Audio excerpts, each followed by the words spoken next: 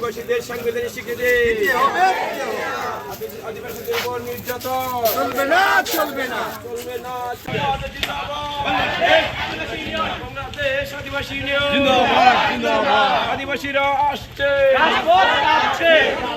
বাংলাদেশের সংবিধানে 23A ধারা যেটা, সেই ধারায় বলা হচ্ছে যে এই দেশে সমান অধিকার বাঙালি এবং উপজাতি বা আপনার ক্ষুদ্র নৃগোষ্ঠী তাদের সমান অধিকারের কথা সেখানে বলা হয়েছে। আমরা বলতে চাই যে 6 ক ধারা এবং 23 ধারা, এই দুইটা ধারাই একটু পরিবর্তন করতে হবে এবং সেইখানে এই ক্ষুদ্র নৃগোষ্ঠী যেটা বলা হচ্ছে সেই শব্দ আদিবাসী শব্দ দ্বারা প্রতিস্থাপিত হতে হবে।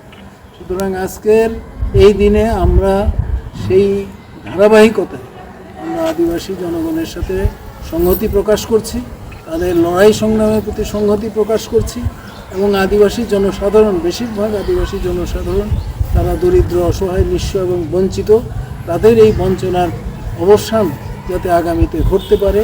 জুলাই গণ অভ্যুত্থান এই দেশে বৈষম্যের বিরুদ্ধে লড়াই করেছে। জুলাই গণ অভ্যুত্থানে 1400 মতো মানুষ শাহাদাত বরণ করেছে।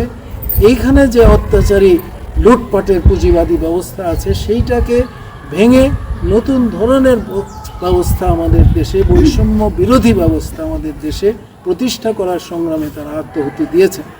সেই সূত্রে আদিবাসীদের অধিকারও প্রতিষ্ঠার সংগ্রাম হয়েছে। সুতরাং আমরা আজকের দিনে বর্তমান সরকারের কাছে, বর্তমানে আমাদের এখানে পার্লামেন্টের সদস্য, তিনি বর্তমানে ভারপ্রাপ্ত স্পিকার হিসেবে পার্লামেন্টের দায়িত্ব পালন করছেন।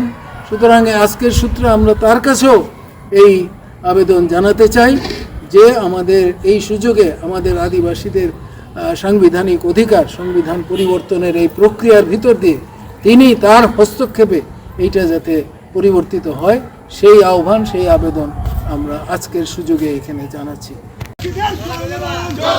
চলবে